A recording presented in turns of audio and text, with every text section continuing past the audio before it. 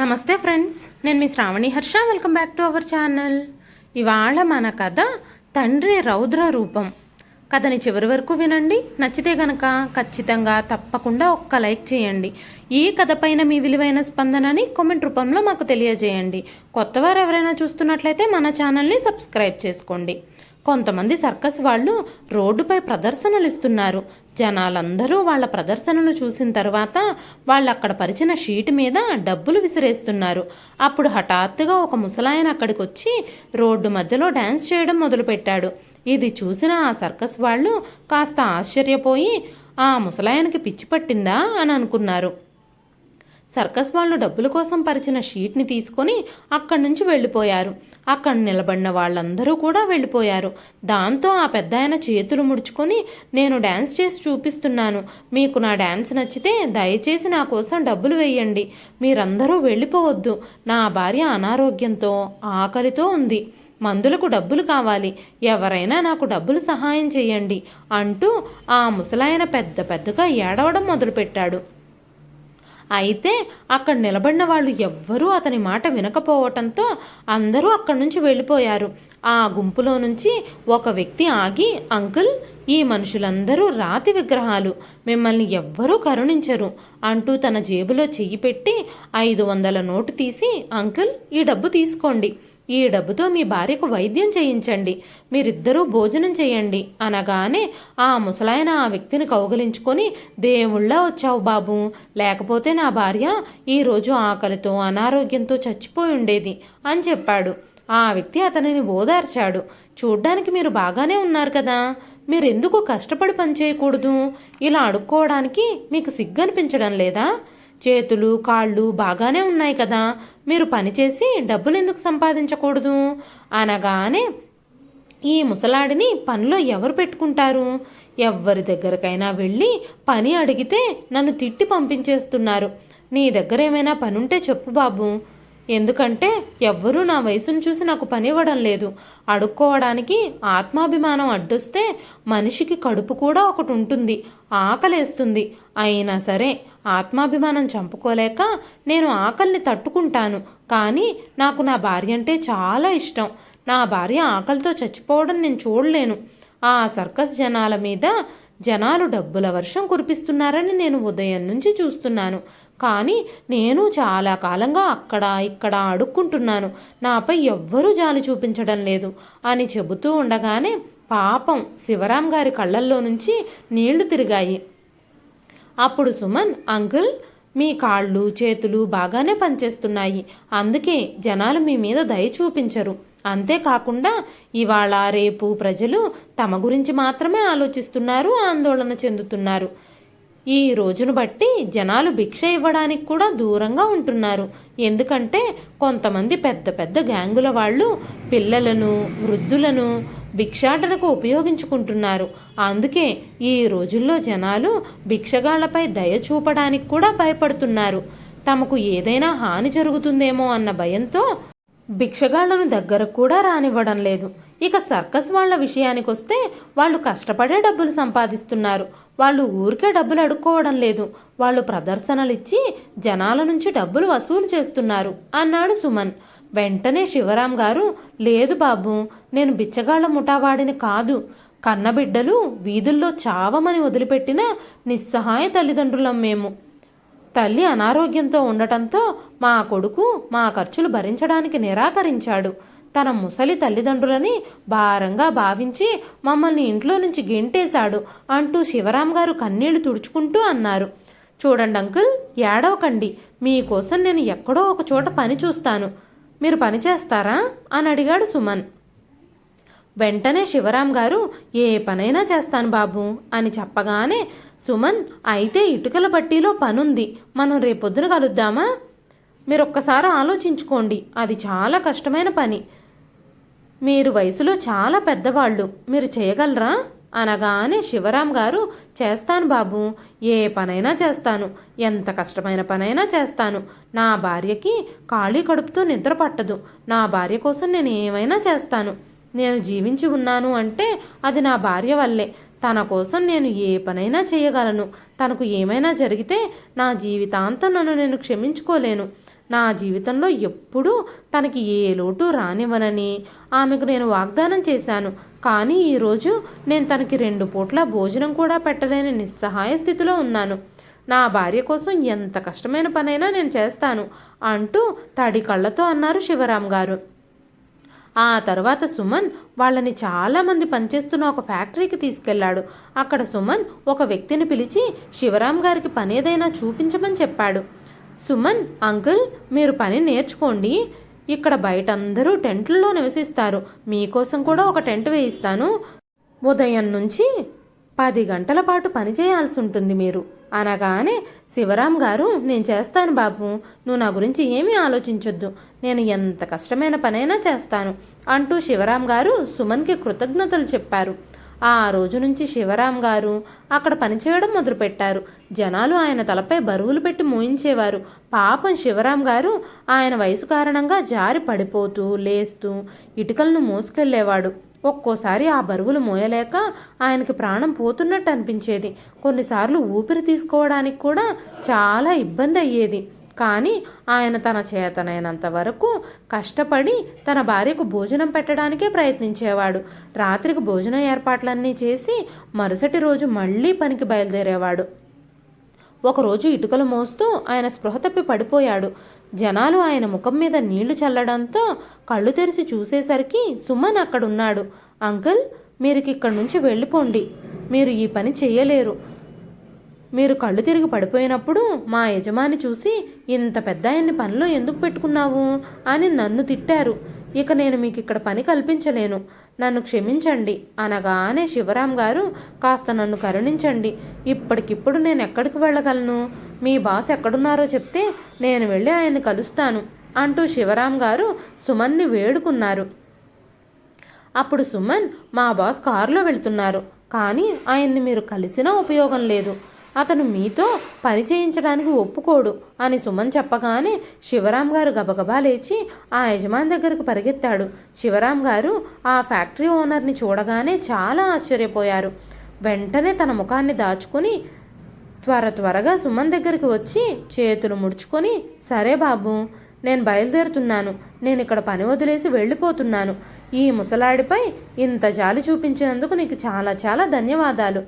కానీ నా అదృష్టమే చెడ్డది, ఎవరినైనా ఎందుకు అనుకోవాలి, ఎవరు మాత్రం ఏం చేయగలరు అంటూ శివరాం గారు కళ్ళు తుడుచుకొని అక్కడి నుంచి బయలుదేరారు. కానీ సుమన్ శివరాం గారి వైపు ఆశ్చర్యంగా చూసి, అంకుల్, మీరు ఓనర్ గారిని కలుస్తాను అన్నారు కదా, మీరు ఆయనతో ఎందుకు మాట్లాడలేదు? ఒక్కసారి ప్రయత్నిద్దాం. మీరు ఆయన్ని చూచి ముఖం ఎందుకు దాచుకున్నారు? ఎందుకంత భయపడుతున్నారు? మీరు ఒక్కసారి ప్రయత్నం చేయండి. మా బాస్ మీ మీద జాలి చూపించుండేవారేమో, మిమ్మల్ని పని నుంచి తీసేయకుండా ఉండుండేవారేమో అనగానే శివరాం గారు, ఆశ ఉన్న చోటే ప్రయత్నాలు జరుగుతాయి. ఇప్పుడిక నేను బయలుదేరుతున్నాను. ఈ పనిలో నన్ను తిరిగి చేర్చుకుంటారన్న ఆశ నాకు లేదు అని చెప్పి శివరాం గారు అక్కడి నుంచి బయలుదేరారు. అప్పుడు సుమన్, అంకుల్, ఆగండి, మా ఓనర్ని చూసి మీరెందుకు భయపడ్డారు? మీకెందుకంత భయమేసింది? కారణం ఏదైనా కానివ్వండి, ఇప్పటికే మీరు చాలా కష్టపడి పనిచేస్తున్నారు. నేను మీకోసం ఏదైనా సులభమైన పని ఏదైనా చూస్తాను, కానీ ఆ పనికి డబ్బులు ఇవ్వలేను, భోజనం మాత్రం పెడతాను అనగానే శివరాం గారు, బాబు, నా కోసం నీ ఉద్యోగాన్ని ఎందుకు ప్రమాదంలో పడేసుకుంటున్నావు? నాదేముంది, అడుక్కునైనా బ్రతుకుతాను అంటూ తడి కళ్ళతో అన్నారు శివరాం గారు. ఎందుకు అంకుల్ ఇలా మాట్లాడుతున్నారు? మా బాస్ మీ కొడుకా అంటూ ఆశ్చర్యంగా అడిగాడు సుమన్. కాదు బాబు, ఆయనెక్కడా నేనెక్కడా, ఆయన నా కొడుకు కాదు. కానీ నేను మీతో చెప్పలేని విషయాలు చాలా ఉన్నాయి, అందుకే ఇప్పుడు నువ్వు నాకు దూరంగా ఉండడమే మంచిది అంటూ శివరాం గారు అక్కడి నుంచి బయలుదేరారు. ఆయన ఏం చెప్పాలనుకుంటున్నారు?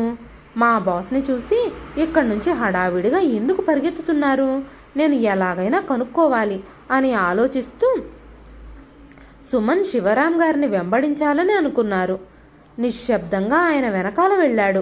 మరోవైపు అనారోగ్యంతో ఉన్న జానకి గారు మంచంపై పడుకొని మనవణ్ణే తలుచుకొని కన్నీరు మున్నీరుగా ఏడుస్తున్నారు. ఆ ఇంట్లో వాళ్ళ మీద ప్రేమ చూపించేది మనవడొక్కడే. తల్లిదండ్రులకు కనిపించకుండా తాతయ్యకి నాయనమ్మకి తినడానికి ఏమైనా తీసుకొచ్చి ఇచ్చేవాడు. ఆ 12 ఏళ్ల మనవడు. అందుకే ఆ ఇంట్లో శివరాం గారు, జానకి గారు అన్ని అవమానాలని మనవడి కోసం సహించేవారు. జానకి గారి ఆరోగ్యం పాడైనప్పుడు ఇంట్లో వాళ్ళ గది ఖాళీ చేయించేసి ఇంటి బయట ఒక చిన్న రూమ్ ఇచ్చారు.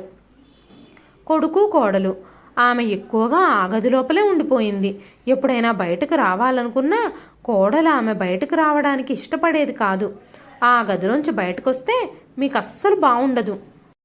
మీరు అటూ ఇటూ తిరుగుతూ ఎక్కడైనా పడిపోయి దెబ్బలు తగిలించుకొని మంచాన పడితే నా నుంచి ఎలాంటి సేవలు ఆశించొద్దు అని చెప్పగానే పాపం జానకి గారి గుండె పగిలిపోయింది. 9 ఏళ్ల సృజన్ అవన్నీ చూసి అర్థం చేసుకున్నాడు. అతను తాతయ్య, నాయనమ్మలని చాలా ఇష్టపడేవాళ్ళు. వాళ్ల మీద సానుభూతి చూపించేవాడు. జానకి గారు ఆరోగ్యంగా ఉన్నప్పుడు మనవడు సృజన్తో ఆడుకుంటూ చాలా సమయం సరదాగా గడిపేవారు. జానకి గారు పొద్దున్నే లేచి దగ్గరలో ఉన్న పార్క్లో వాకింగ్ చేసేవారు. వాకింగ్ చేసి వచ్చిన తర్వాత స్నానం చేసి పాటలు పాడుతూ పూజ చేసి గుడికెళ్ళేవారు. ఆమె తరచుగా ఆలయంలో భజనలు పాడుతూ ఉండేది. అందుకే ఆమెకి అక్కడ అందరిలో మంచి పేరుంది. గుడి దగ్గర ఆవిడకి తెలిసిన వాళ్ళు, స్నేహితులు, సన్నిహితులు చాలామంది ఉన్నారు. కానీ 2 నెలల క్రితం ఆవిడ పడిపోవడంతో కాలుకు ఆపరేషన్ చేయాల్సి వచ్చింది. ఇప్పుడు ఆమె వాకర్ సహాయంతో మాత్రమే నడవగలదు. అయితే ఆవిడని కోడలు బయటకు వెళ్లకుండా పూర్తిగా నిషేధించేసింది. లోపలే గదిలోనే ఉంచేసింది. సృజన్ తన నానమ్మ బయటికి రాకుండా లోపలే ఉండటంతో చాలా బాధపడ్డాడు. ఒకరోజు సృజన్ జానకి గారి దగ్గరికి వెళ్ళి, నానమ్మ, నీకు బయటికి రావాలని అనిపించడం లేదా అనగానే జానకి గారు, ఈ 4 గోడల మధ్యలోనే బందీగా ఉండాలని ఎవరికి అనిపిస్తుంది? రోజంతా ఈ 4 గోడల మధ్యలోనే ఉంటున్నాను. ఈ రూమ్లో నాకు చాలా సౌకర్యాలున్నాయి. కానీ పక్షి బయట మాత్రమే స్వేచ్ఛగా ఉంటేనే ఆనందం పొందుతుంది అనగానే, సరే నాన్నమ్మ, అయితే రేపు నువ్వు రెడీగా ఉండు. రేపు అమ్మ తన ఫ్రెండ్స్తో కలిసి కిట్టి పార్టీకి వెళుతోంది. నేను ట్యూషన్కి వెళ్ళేటప్పుడు నిన్ను మన కాలనీ గుడి దగ్గర డ్రాప్ చేసి వెళ్తాను. నేను తిరిగి వచ్చేటప్పుడు నిన్ను మళ్ళీ పికప్ చేసుకుంటాను. నువ్వు ఆరోగ్యంగా ఉన్నప్పుడు రోజు గుడికి వెళ్ళేదానివని నాకు తెలుసు. నీకు అక్కడ చాలామంది ఫ్రెండ్స్ కూడా ఉన్నారు కదా. వాళ్ళందరూ అప్పుడప్పుడు నేను ట్యూషన్ నుంచి వచ్చేటప్పుడు నీ గురించి నన్ను అడుగుతున్నారు, మీ నాన్నమ్మ ఎలా ఉంది అని అన్నాడు సృజన్. మనవడి ఆ మాటలు వినగానే జానకి గారి కళ్ళల్లో ఒక మెరుపు మెరిసింది. శరీరంలో శక్తి, ముఖంలో ఆనందం కొట్టొచ్చినట్టు కనపడ్డాయి. వెంటనే జానకి గారు మనవడితో, నువ్వు నిజంగా నన్ను రేపు గుడికి తీసుకెళ్తావా అనగానే, అవును నానమ్మా, రేపు మీరు ఇదే టైంకి రెడీగా ఉండండి అనగానే జానకి గారు సంతోషంగా మనవడిని కౌగిలించుకున్నారు. ఆ క్షణం నుంచి రేపటి కోసం ఎదురు చూడడం మొదలుపెట్టారు జానకమ్మ గారు. గుడికి వెళ్ళి దేవుడి దర్శనం చేసుకోవాలని, స్నేహితులతో కబుర్లు చెప్పాలని ఆవిడ ఎదురు చూస్తుంది. ఎన్ని రోజులు గడిచిపోయాయో ఆవిడ సరదాగా గడిపి. తర్వాత రోజు ట్యూషన్కి వెళ్ళేటప్పుడు సృజన్ తన నానమ్మ చేయి పట్టుకొని గుడికి తీసుకెళ్లాడు. అయితే ఆమె వాకర్ సహాయంతో నడుస్తూ గుడికెళ్ళింది. చాలా రోజుల తర్వాత ఆమె అలా రోడ్డు మీద నడుస్తూ ఉంటే తనకి చాలా సంతోషంగా ఉంది. ఇరుగు పొరుగు వాళ్ళందరినీ చూస్తూ ఉంటే ఆమెలో ఉత్సాహం పెరిగింది. కూరగాయలు అమ్మేవాళ్ళు, కిరాణా షాప్ వాళ్ళు అందరినీ చూస్తూ ఆవిడ చాలా సంతోషించింది. దారిలో కనపడ్డ వాళ్ళందరి యోగక్షేమాలు అడుగుతూ, కొంతమంది కూతుర్ల పెళ్ళిళ్ళ గురించి, కొంతమంది కొడుకుల ఉద్యోగాల గురించి, ఇంకా కొంతమంది స్నేహితులతో వాళ్ళ ఆరోగ్యాల గురించి, పిల్లల చదువుల గురించి అడుగుతూ అందరితో మాట్లాడుతూ ఆలయానికి చేరుకున్నారు జానకి గారు. ఆవిడకు ఆ రోజు చాలా ప్రశాంతంగా అనిపించింది. తన స్నేహితులందరినీ కలుసుకున్నప్పుడు ఆవిడ సంతోషంతో ఏడవడం మొదలుపెట్టింది. సృజన్ నానమ్మ సంతోషం చూసి ఆశ్చర్యపోయాడు. ఆ గంట సేపు జానకమ్మ గారికి ప్రాణం లేచొచ్చినట్టు అనిపించింది. ట్యూషన్ నుంచి తిరిగి వచ్చేటప్పుడు సృజన్ తన నానమ్మ చేయి పట్టుకొని ఇంటికి తీసుకొచ్చాడు. ఒక పెద్ద నిధి దొరికినట్టు జానకమ్మ గారి మొహంలో ఎంతో సంతోషం కనిపించింది. జానకమ్మ గారు సృజన్ తల మీద చెయ్యి పెట్టి ఆశీర్వదించారు. ఇప్పుడు అది వాళ్ళిద్దరికీ రోజువారీ పనిగా మారిపోయింది. వీటన్నింటి వల్ల ఆవిడకు కలిగిన ఫలితం ఏమిటంటే, డాక్టర్ చెకప్కి వెళ్ళినప్పుడు డాక్టర్ సైతం ఆశ్చర్యపోయారు. ఆవిడ బీపీ లెవెల్స్ అన్నీ నార్మల్కి వచ్చేసాయి. కాలు కూడా చాలా వరకు నయమైపోయింది. అప్పుడప్పుడు జానకమ్మ గారు వాకర్ లేకుండా కూడా సృజన్ చెయ్యి పట్టుకొని నడిచేవారు. ఆవిడ తన అనారోగ్యం, నిస్సహాయత అన్నింటినీ ఆ గదిలోనే వదిలేసి చిరునవ్వుతో సంతోషంగా బయటకొచ్చారు. ఒక్క గంట తన బాధలన్నీ మర్చిపోయి సంతోషంగా గడపడం మొదలుపెట్టింది. కోడలికి ఏమీ తెలియకుండా ఉండడానికి శివరాం గారు ఇంట్లో పనులన్నీ చేసేవారు. అప్పుడు మాత్రమే శివరాం గారికి, జానకి గారికి 2 పూట్ల భోజనం దొరికేది. అయితే ఒకరోజు జానకమ్మ గారు రోజు గుడికెళ్తున్న సంగతి, సృజన్ తనని చెయ్యి పట్టుకుని తీసుకెళ్తున్న సంగతి కోడలికి తెలిసి కోడలు లత మనవణ్ణి బాగా కొట్టింది. ఆకలితో ఉన్న జానకమ్మ గారిని కూడా ఆ గదిలోనే బంధించింది. శివరాం గారు హడావిడిగా జానకి జానకి అని పిలుస్తున్న స్వరం విని అకస్మాత్తుగా జానకమ్మ గారు ఆలోచనల నుంచి బయటకొచ్చారు. ఏమైందండి, ఎందుకంత హడావిడి పడిపోతున్నారు అనగానే, మనం ఇక్కడ ఉండలేము, నువ్వు తొందరగా బ్యాగ్ సరిదితే మనం ఇక్కడి నుంచి వెళ్ళిపోదాం అంటూ శివరాం గారు తన భార్య జానకితో అన్నారు. కానీ జానకి గారు, ఏమైంది ఇప్పుడు, మనం ఇక్కడ బాగానే ఉన్నాం కదా, ఇప్పటికిప్పుడు మనం ఎక్కడికి వెళ్ళాలి, చాలా కష్టపడితే గాని కనీసం ఈ టెంట్ అయినా దొరికింది, ఇప్పుడు మీరు ఎక్కడికి వెళ్ళాలని ఆలోచిస్తున్నారు అని భర్తను అడిగారు జానకమ్మ గారు. మనం ఎక్కడి నుంచి వచ్చామో అక్కడికే వెళ్ళిపోవాలి అనగానే, మనం కష్టపడి సంపాదించుకున్న బ్రతుకు తెరువుని ఇలా కాలదన్నుకుని వెళ్ళిపోవడం అంత మంచిది కాదు అన్నారు జానకమ్మ గారు. అప్పుడు శివరాం గారు, ఈ ఫ్యాక్టరీ ఓనర్ని చూస్తే నువ్వు ఇక్కడ ఒక్క క్షణం కూడా ఉండలేవు, ఆయన మనల్ని ఉండనివ్వడు కూడా అన్నారు. వెంటనే జానకమ్మ గారు, ఇంతకీ ఎవరో ఆ యజమాని, మీరు వాళ్ళని చూశారా అంటూ ఆశ్చర్యంగా అడిగారు. వెంటనే శివరాం గారు, ఈ ఫ్యాక్టరీ ఓనర్ ఎవరో కాదు, అర్జున్ అనగానే జానకమ్మ గారు, ఏంటి అర్జునా, అర్జున్ మిమ్మల్ని కలిశాడా అంటూ జానకమ్మ గారు మౌనంగా తన వస్తువులను సర్దుకోవడం ప్రారంభించింది.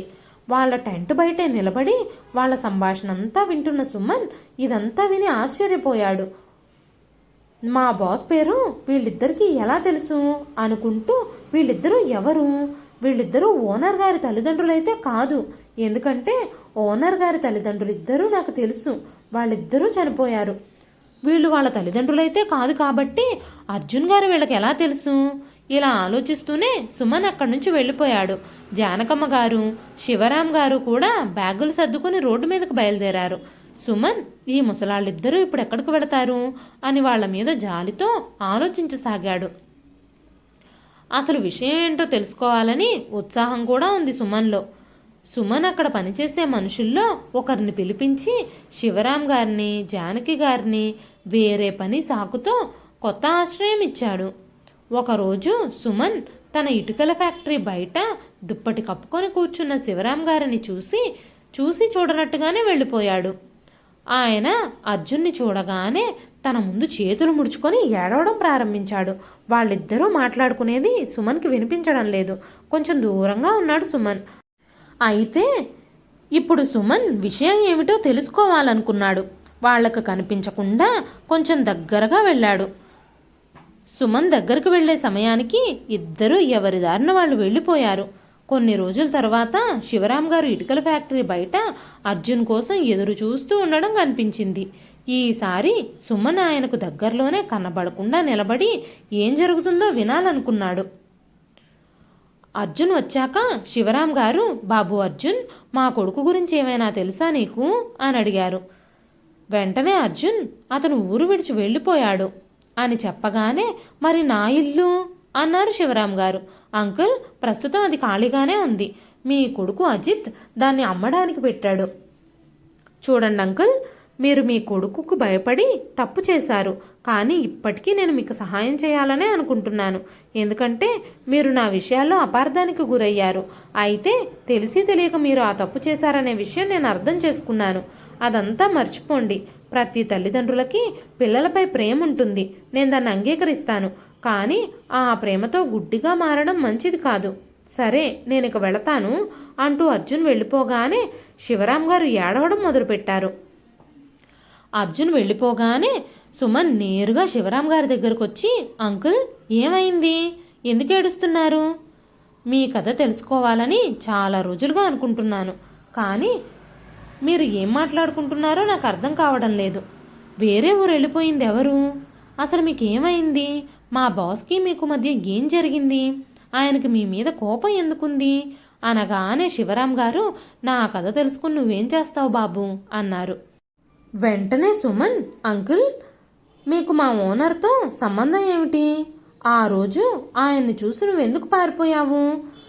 ఆ విషయం నేను తెలుసుకుంటే నేను మీకేమైనా సహాయం చేయగలనేమో అనగానే శివరాం గారు, నువ్వు నాకు సహాయం చేయలేవు బాబు, కానీ నువ్వు చెప్పమంటున్నావు కాబట్టి నాకు అదంతా నీకు చెప్తాను.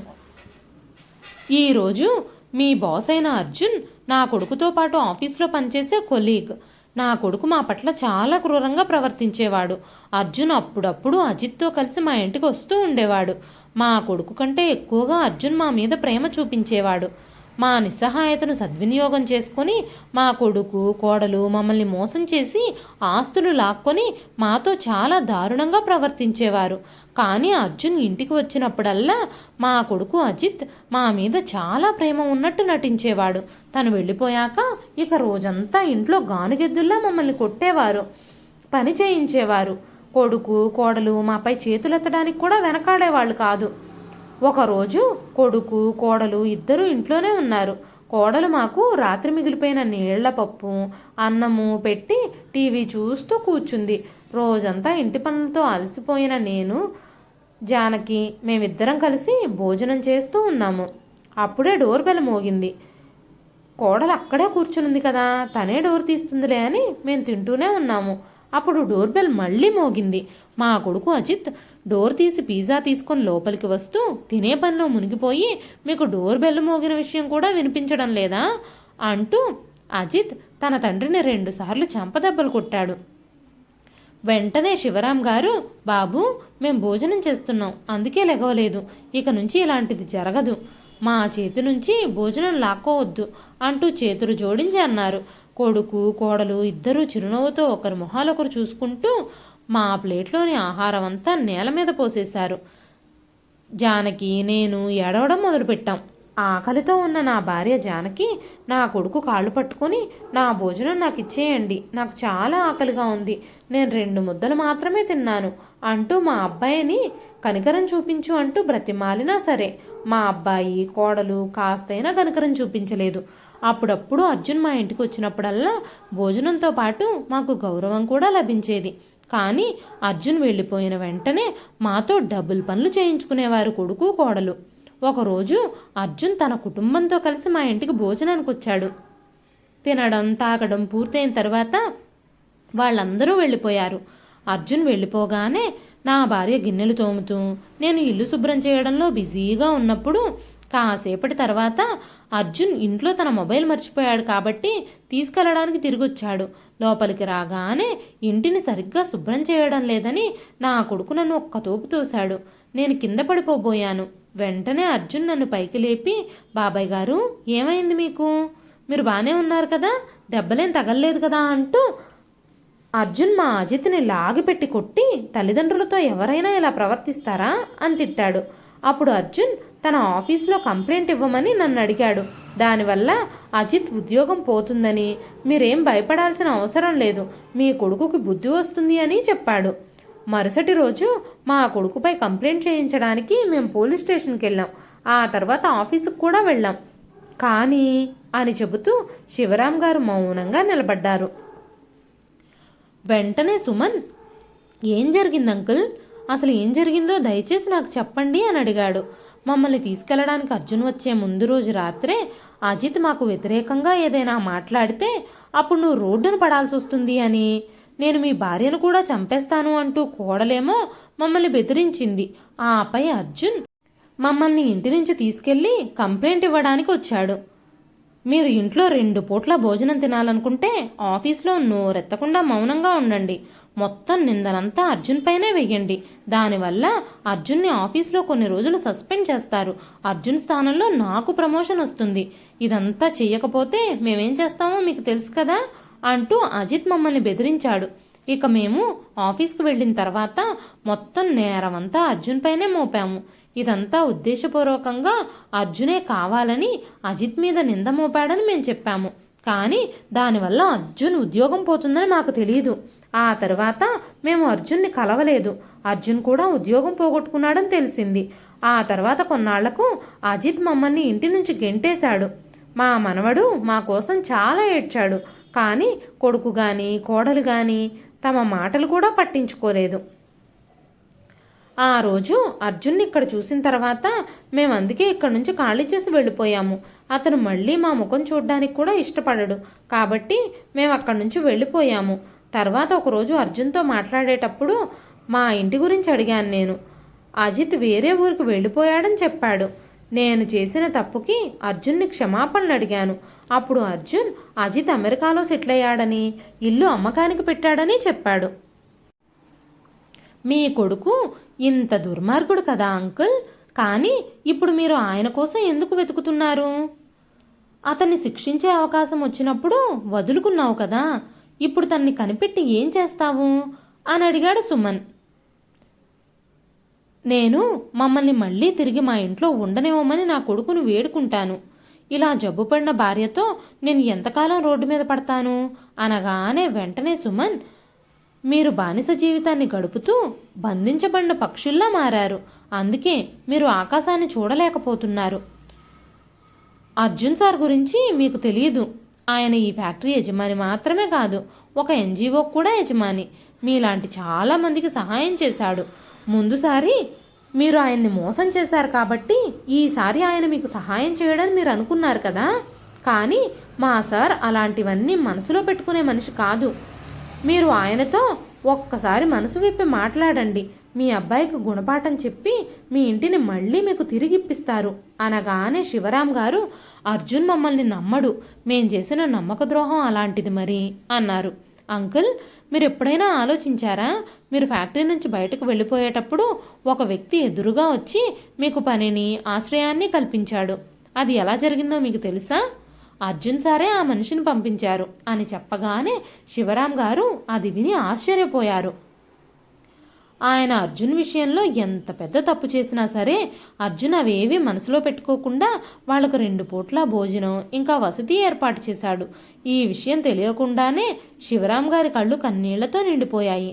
ఆ తర్వాత శివరాం గారు అర్జున్ దగ్గరకు వెళ్ళి ఆయన పాదాల మీద తలపెట్టి క్షమాపణలు చెప్పడం మొదలుపెట్టాడు. అంకుల్, మీరు పెద్దవాళ్ళు, ఇలా చెయ్యొద్దు. నా కాళ్ళు పట్టుకోవద్దు. లెగవండి. మీ వల్ల ఈరోజు నేను ఈ స్థాయికి చేరుకున్నాను. నన్ను ఉద్యోగం నుంచి తీసేసి ఉండకపోతే నేను పెద్దగా ఇలాంటి విషయాల గురించి ఆలోచించేవాడినే కాదేమో. ఎవ్వరికి సహాయం చేయాలని కూడా ఆలోచించేవాడిని కాదు. అందుకే నేనే మీకు కృతజ్ఞతలు చెప్పాలి. ఇక మీరు ఇక్కడ ఉండాల్సిన పని లేదు. మీరు నాతో పాటు మా ఇంటికి రండి. ఆంటీ ట్రీట్మెంట్ కోసం కూడా నేను ఏర్పాట్లు చేశాను అని చెప్పి ఇద్దరిని అర్జున్ తన ఇంటికి తీసుకెళ్ళిపోయాడు. కొన్ని రోజుల తర్వాత అజిత్కి కాల్ వచ్చింది. మీ ఇంటిని కొనడానికి పార్టీ సిద్ధంగా ఉందని. అయితే ఆ ఇల్లు అప్పటికీ తన తండ్రి పేరు మీదే ఉంది. బహుశా మీకు ఈ విషయం తెలిసి ఉండకపోవచ్చు. ఆ ఇల్లు శివరాం గారి పేరు మీద ఉంది. ఇల్లు అమ్మాలంటే మీ నాన్నగారి సంతకం కావాలి. మేము అన్ని ఏర్పాట్లు పూర్తి చేస్తాము. మీరు మీ నాన్నగారిని తీసుకొని వచ్చి సంతకం పెట్టించి డబ్బులు తీసుకెళ్ళండి అనగానే అజిత్, మా నాన్నగారు చనిపోయారు అని చెప్పాడు. మీ నాన్నగారు చనిపోతే మీ నాన్నగారి పేరు మీద 50 లక్షల బీమా కూడా ఉంది.